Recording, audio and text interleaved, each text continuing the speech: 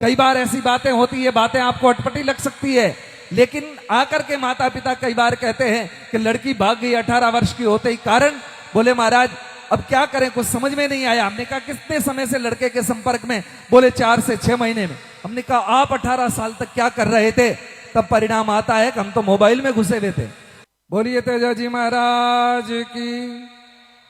आज जमाना पूरा सोशल मीडिया का है और आगे बढ़ते बढ़ते आश्चर्य करेंगे आप सभी कि जिनकी उम्र 80 से 90 वर्ष की हो रही है वो लोग भी आजकल मोबाइल में घुसे पड़े हैं।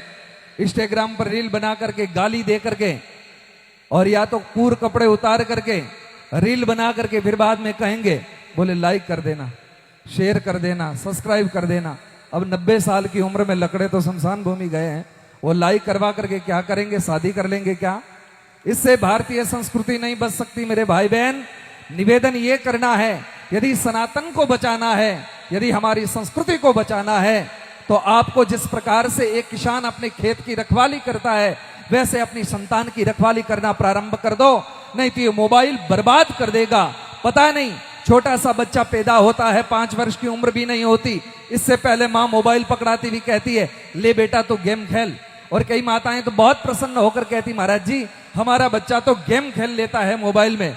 मैंने कहा आज वो मोबाइल में गेम खेल रहा, यही स्थितियां बनी रही, एक दिन तुम्हारी जिंदगी के साथ में गेम खेल करके निकल जाएगा, तुम केवल रोते रह जाओगे, फिर कहोगे कि महाराज क्या बताएं। और संस्कृति धीरे धीरे संकुचित हो रही है। हम देख रहे हैं, बच्चों से पूछो किसी से किसके बेटे हो? पापा के। पापा किसके? मम्मी के। इसके बाद झिकाड़ सब खत्म। इसलिए निवेदन करना, यदि संस्कृति को बचाना है, हमारे धर्म को बचाना है, तो बच्चों को संस्कार दो। और वर्तमान में यद्यपि संस्कार नहीं दे पाए तो आने वाली समय में आप भी जानते हैं, मैं भी जानता हूं कि इस देश की बेटियां कभी तो 35 टुकड़े होकर के सूटकेस में आ रही है, कभी फ्रिज में आ रही है, कभी ड्रम में आ रही है, और हम केवल मोबाइल से बाहर निकलने में हमारा पुरुषार्थ नहीं रहा। यदि मोबाइल से बाहर नहीं निकलोगे स्थितियां ये बनेगी, क्योंकि संतानों को समय देने का और संस्कार देने का आपके पास में वक्त नहीं बचा, केवल मोबाइल चले में रह गए चलाने में। आज जब बच्चियों का जन्मदिन होता, बच्चों का जन्मदिन होता, तो कहते हैं कि बच्चे को या बच्ची को आईफोन दिला दो, पल्सर दिला दो। क्या करोगे? उसी पल्सर से वो एक्सीडेंट करेगा, उसी फोन से वो फोन करके किसी लड़के से बात करके और भागने की योजना बनाएगी। हम लोग केवल रोते रह जाएंगे और बाद में एक ही बात कहेंगे कि हमारी बेटी तो हमें कह रही कि मैं तो तुम्हें जानती नहीं, कौन हो? कई बार ऐसी बातें होती है, बातें आपको अटपटी लग सकती है, लेकिन आकर के माता पिता कई बार कहते हैं कि लड़की भाग गई 18 वर्ष की होते ही। कारण बोले महाराज अब क्या करें, कुछ समझ में नहीं आया। हमने कहा कितने समय से लड़के के संपर्क में? बोले 4 से 6 महीने में। हमने कहा आप 18 साल तक क्या कर रहे थे? तब परिणाम आता है कि हम तो मोबाइल में घुसे हुए थे, हमारे पास में वक्त ही नहीं था। कौन रक्षा करे उनके चरित्र की, शील की? इसलिए चाहिए कि वर्तमान समय में आपको संस्कारों की बहुत महती आवश्यकता है। बड़ी भीड़ हो जाना, बड़े पंडाल लग जाना, बड़े कार्यक्रम हो जाना, यह सनातन धर्म की सफलता नहीं है, यह हमारे देश की सफलता नहीं है। और जिस दिन संस्कारों से ओतप्रोत हो जाएगी संतान, वही हमारी संस्कृति है। आजकल तो सुनने में तो आता है सुंडे सांवरा मंडपिया वाला काली गाड़ी लानी है, तो मैं तो ये सोचता हूं कि शायद स्वर्ग में उसी से यदि जाना हो तो ये महापुरुष पागल थे, गुफाओं में कंदरों में जाकर के भजन कर रहे थे, जब यदि काली गाड़ी से ही यात्रा की जा सकती है। ये क्या है? हमारे सनातन धर्म का भद्दा मजाक है। इसलिए आप सुनना पसंद करो।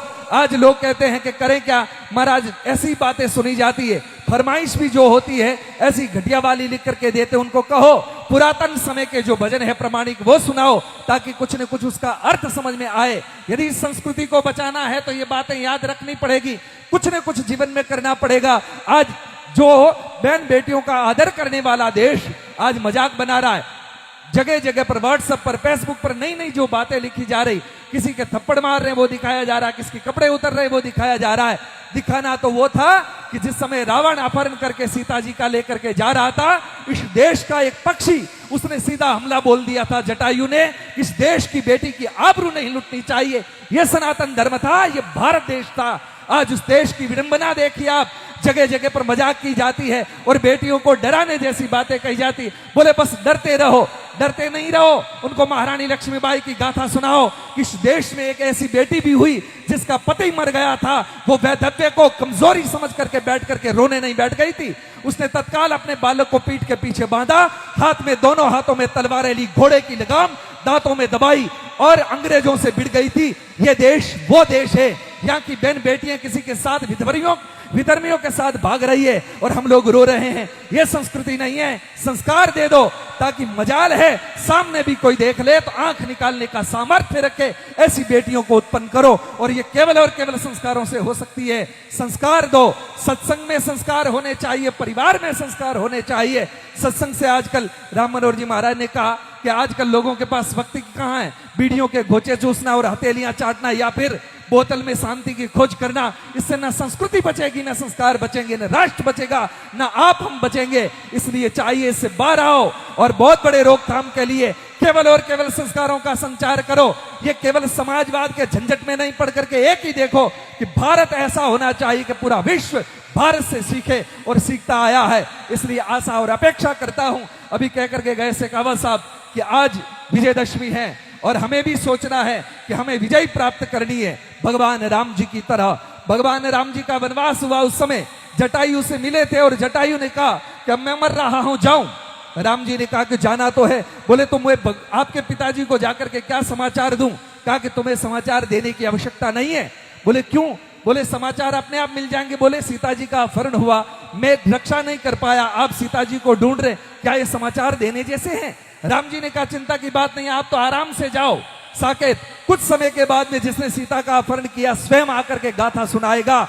ये देश वो देश है, भगवान राम जी केवल धनुष के सहारे निकले थे और लंका की ईंट से ईंट बजाई और 1 लाख बेटा 1.25 लाख जाति, रावण मरियो जन लारे कोई दियो लागो न बाती। ऐसी स्थिति करके छोड़ी, पूरा खानदान गया और पूछा दशरथ जी ने कि अरे लंकेश कैसे हो? बोले क्या करें, आपकी वहां की पुत्र वधु को एक को उठाया था, पूरा खानदान समाप्त हो गया मेरा। इसलिए मैं समझता हूं कि भारत से पंगा लेना ठीक नहीं है। इसलिए निवेदन करता हूं, अपनी बहन बेटियों को संस्कारवान बनाओ, अपने बच्चों को संस्कारवान बनाओ। इस संस्कृति को जीवित रखने के लिए यहाँ पर सर कटे हैं, अपने आप को मिटाया। आज ये जागरण नहीं है, आज केवल इसलिए हम निवेदन कर रहे हैं, वीर तेजाजी महाराज ने केवल और केवल उस परंपरा को जीवित रखा था। रघुकुल रीत सदा चलाई, प्राण जाई पर वचन नहीं जाई। केवल वचन के लिए अपने प्राण दे दिए थे, आज वचन तोड़ने के लिए लोग योजना बना रहे हैं। इसीलिए आज ऐसे वीर पुरुष को हम याद कर रहे हैं जिन्होंने अपने वचन की बाध्यता के कारण अपने प्राणों का बलिदान कर दिया। हमें भी यही करना है। यदि इस परंपरा से आते हैं तो हमें कम से कम इनकी कुछ बातें जीवन में उतार लेनी चाहिए ताकि हमारा जीवन श्रेष्ठ हो सके, दिव्य हो सके। अस्तु में जब आ रहा था तो एक भाई साहब ने कहा कि महाराज टाइम कम है, थोड़ा ही बोल जो। तो बोलूंगा कटे आपने, लेकिन मुझे पता था कि मैं बोलूंगा जब तक मामला ठीक ही रहेगा। अस्तु बस इन्हीं शब्दों के साथ मैं अपने बात को पूरी करूंगा। बहुत सारी बातें कहने सुनने के लिए है, जैसे जैसे अवसर आएगा वैसे हम बातें करते रहेंगे। अब आगे वापस हमारे तुलसाराम जी सत्संग से आप सभी को जोड़ेंगे। बस इन्हीं शब्दों के साथ एक बार जय घोष करेंगे। जिनको भगवान ने दोनों हाथ दिए उठा करके कर ले, जय बोल दें। जिसको एक दिया एक ही हाथ उठा ले, और जिसके पास हाथ नहीं है उनसे क्या शिकायत करें। बोलिए भारत माता की, वीर तेजाजी महाराज की जय।